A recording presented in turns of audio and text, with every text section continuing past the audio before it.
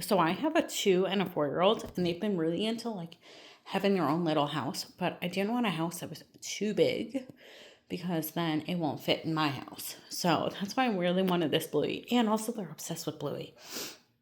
So I really wanted this Bluey little pop-up tent. So this actually folds down and it comes with a little like tube that you're going to put here.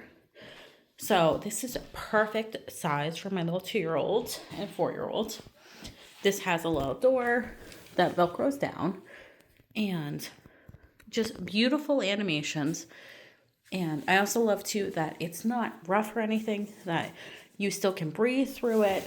So I'm not concerned at all. There's a little house and little windows for them and a little window for me to pop in or pop them through.